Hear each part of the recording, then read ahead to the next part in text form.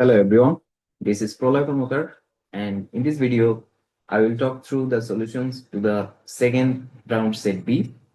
I will explain each question step by step, what the problem is, how the algorithm works, and how it connects to the real world machine learning systems.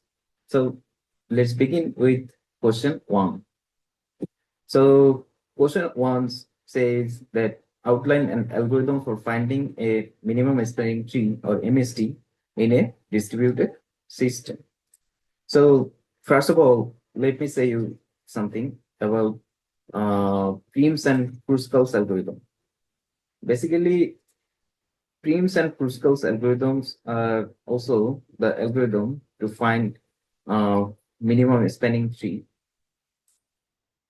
But those are in a system like, let's say this is node 1, node 2, node 3, node 4, okay, and they're connected like this, something like this. So in Prim's and Kruskal's algorithm, let's say node 1 has the information. Oh, here will be weight, something weight like this, any in Prim's and Kruskal algorithm system, each node has the global information about the topological connectivity and topological information. That means, let's say node 1 has all the information that who are the edges or who are the incident node of 2, who are the incident node of 4, who are the incident node of 3, and all of these edges cost are known by node 1. Not only node 1, every single node in the system also knows the topological information of other nodes. But in distributed system, it's totally different. In distributed system, let's say node 4. Node 4 only knows the information of its adjacent edges, like these edges, and nothing else. This is the this is the minimum spanning tree idea in distributed system. So in distributed system, it works like uh, level by level, okay?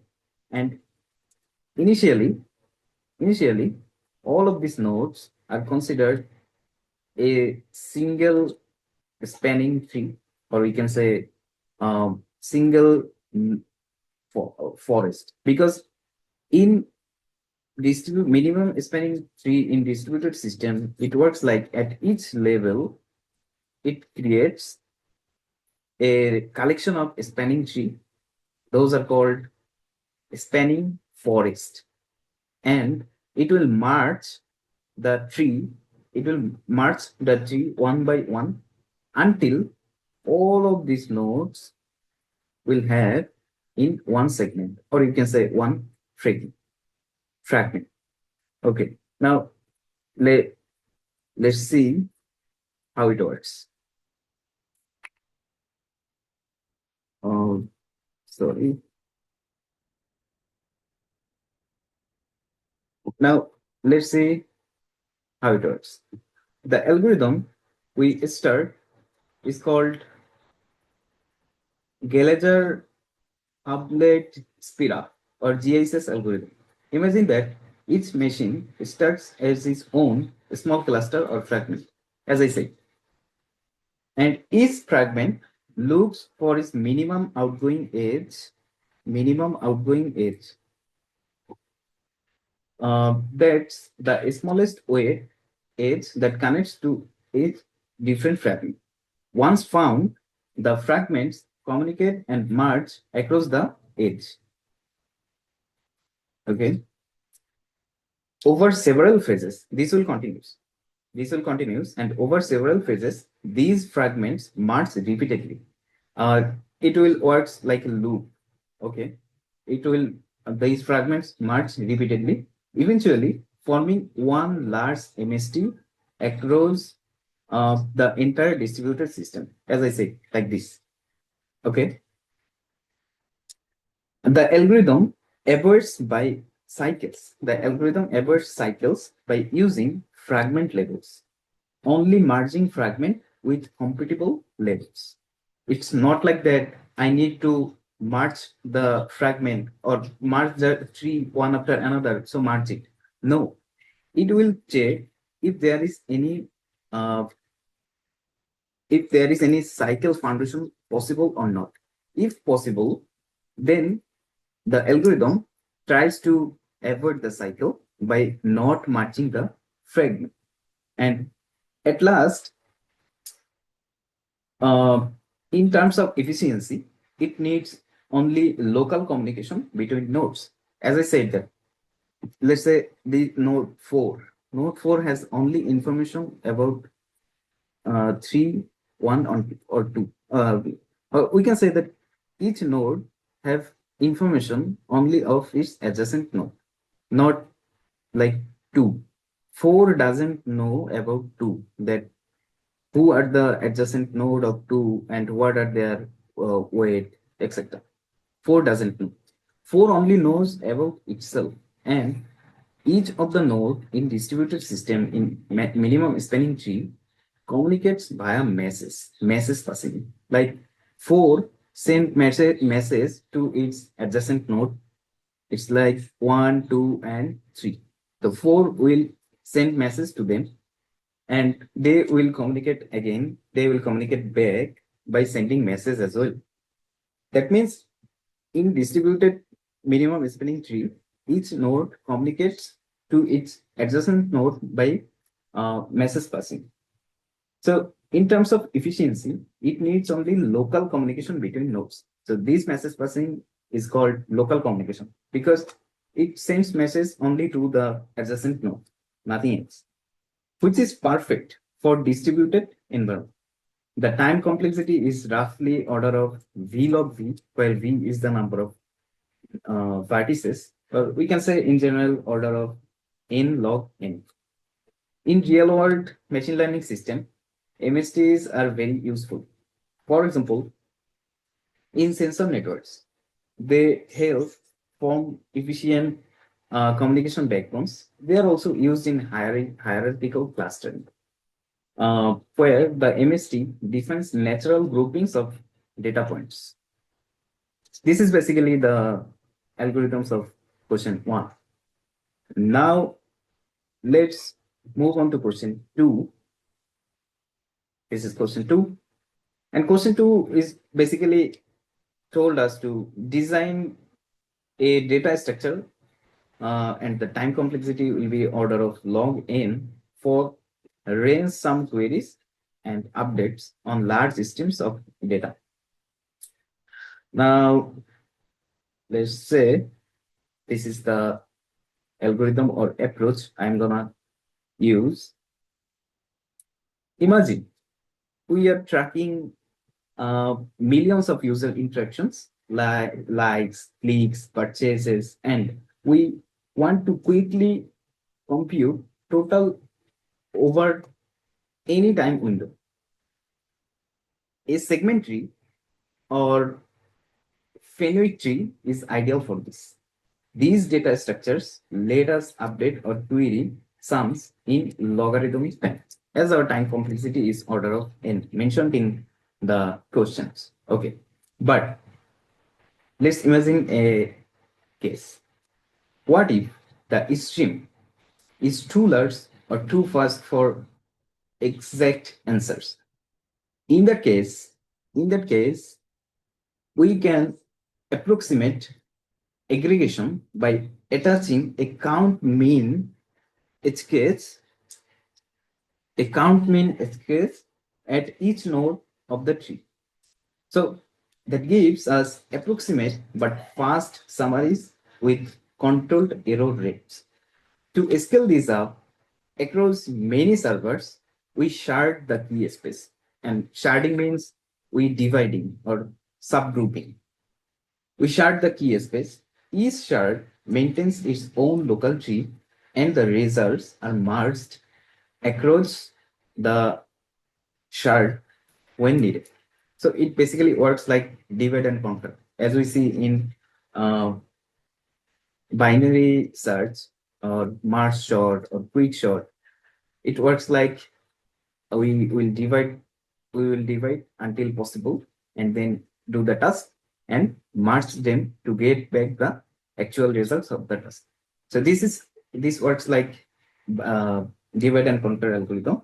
Okay, this makes it perfect for distributed feature stores in machine learning pipelines where we need both speed and scalability, because here it gives us both the speed and scalability perfections by doing these two, by doing the algorithms, or by going top to down, by following the rules of divide and conquer. So this is basically question two. Now let's move on to question number three. This is the question number three. And in question three, we are asked to design a machine learning model cache using splitting. So let me show you what are the functions of splitting and what it does. Okay, so let's say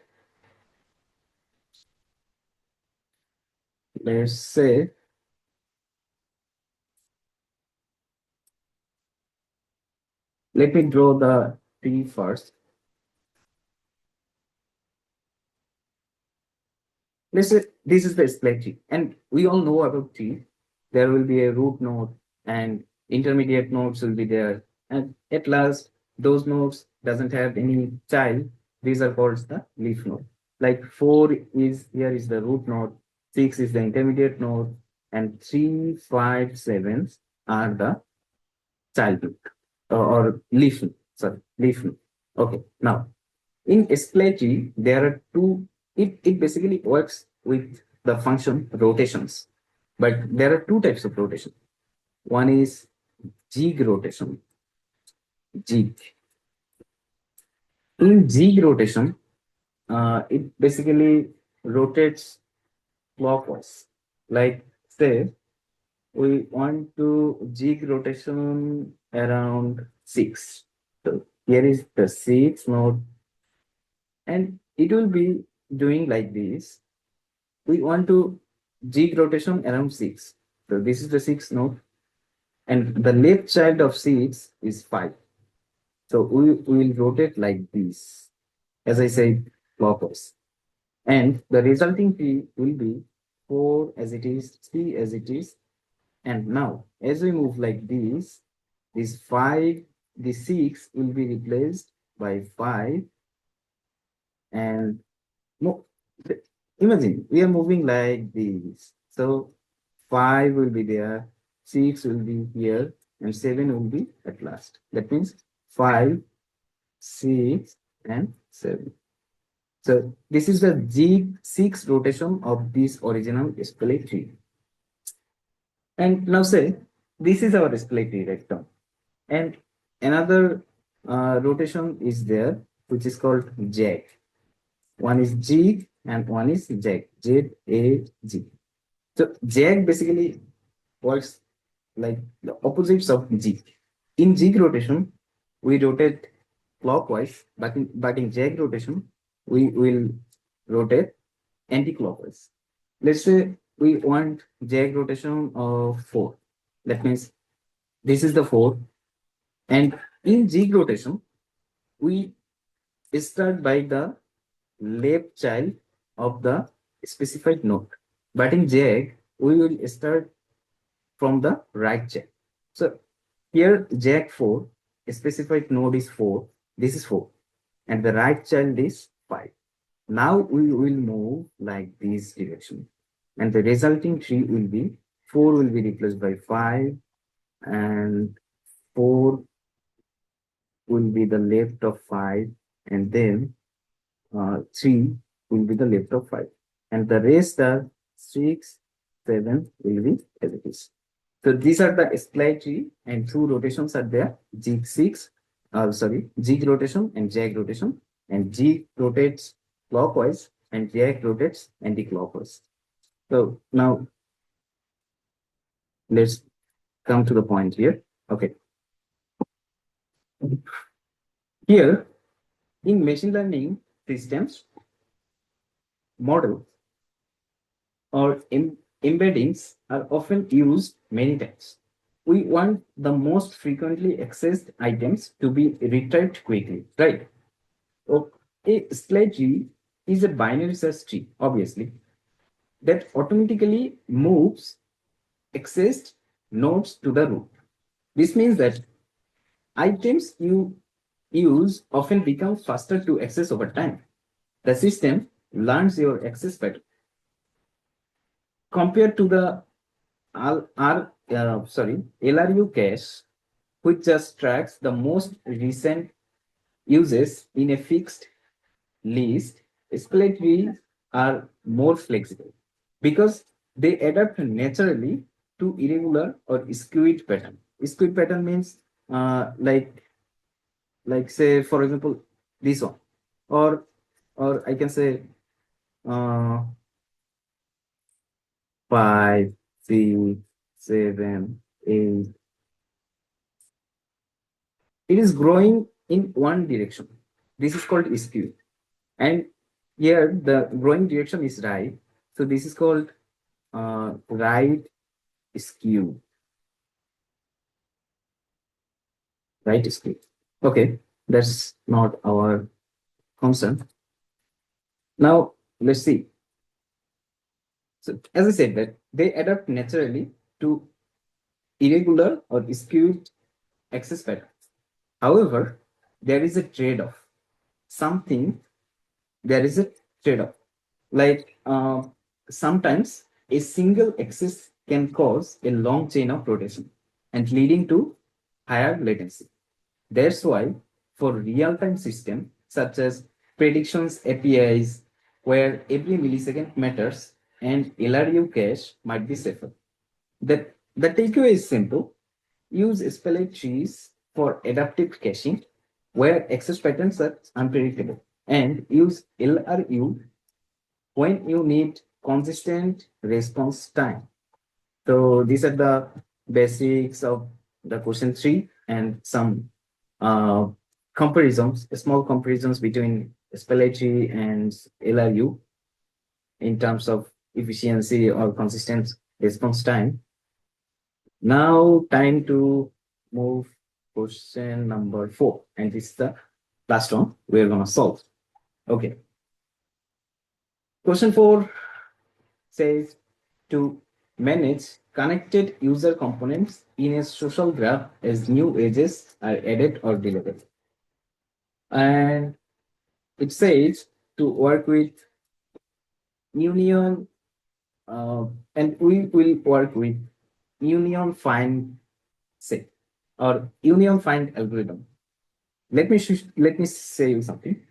Union find algorithm, also known as disjoint set union structure, and it it has it has some properties like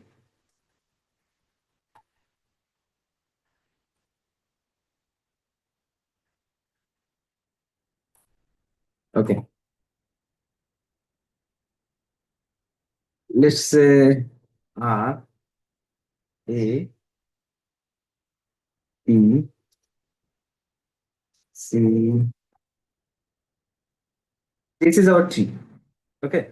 Now every node in this tree is connected to a parent node. Like B, B's parent is R. Okay. A's parent is R. So every node is connected to its parent. That means every node has its own parents. In union find structure or disjoint set union, we have functionalities like find. Let's say we want to find C. That means look for the parents of C. This is C. C's parent is O. Let me say you something. This find operation will continue until we find the actual root of this tree. That means, let's see, find C. So C's parent is A. Is A is the actual root node of this tree? Answer is no. And then again, A will find its parent. So A's parent is R. And then again the question is R the actual root of this tree? Yes. That means these find C function will return R. And this is one functionality. And another one functionality is union. Let's say we have two set right now, R1, A and B, and R2, C and D. Okay. Now we want union of A and C. These will call these find functions automatically. Now say find A. A's parent is R1. So it will return R1. And find C. C's parent is R2. So it will return R2. Then these two roots R1 and R2 are different. Then one root between these two would be made the parent of the other. For instance, R2 could become a child of R1, and the total tree would be like this. R1 child is A, B, and here R2 child will be C and B. Let's see one. Here the actual tree was this one and this one. In R1, child was A and B. Here, this is fixed, and this one is fixed here. But we just made R2 as the child of R1. Now, in this whole tree, if you again call find of R2, that means which is the parent of R2? This is R2. This is A. Is A the root node of this whole tree? No. Then A will call again find A, and it will return R2. So this find R2 actually return R1. So this is the disjoint union working.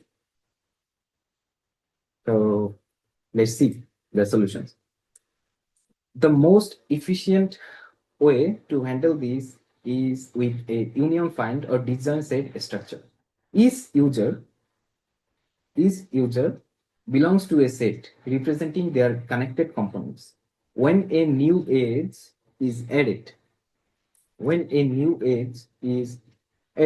say two people becomes friend, we merge their set using the union operation, as I shown you just away. Okay, when two people become friends, we merge their sets using the union operation.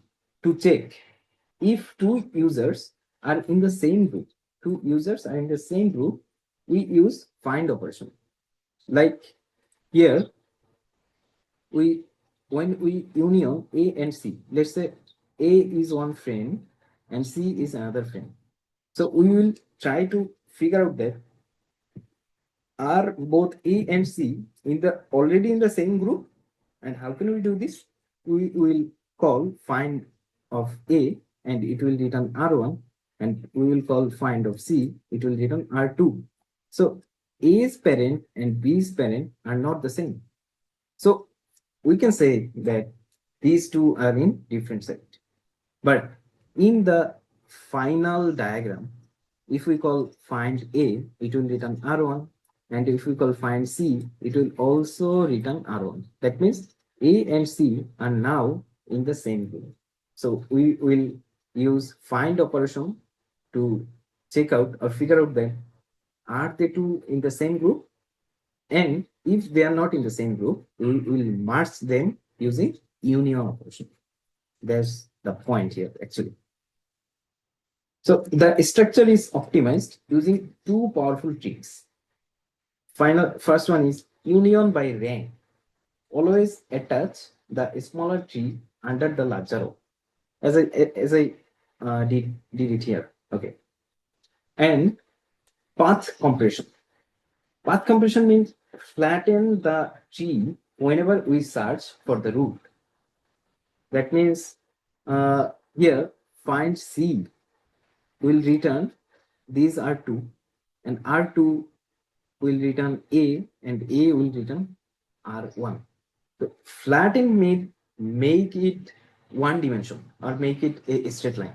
So if we make it a straight line by connecting through it, like C is connected to R is connected to A is connected to R1, that means find C will return R1. So this is the point here. So this makes operations almost constant time order of alpha n, which is incredibly fast. For edge deletions, more complex method like Euler-2 trees or linker trees can be used. In machine learning, this helps with community deletion, friend recommendations, and graph-based algorithms. So this is our lecture. So thank you.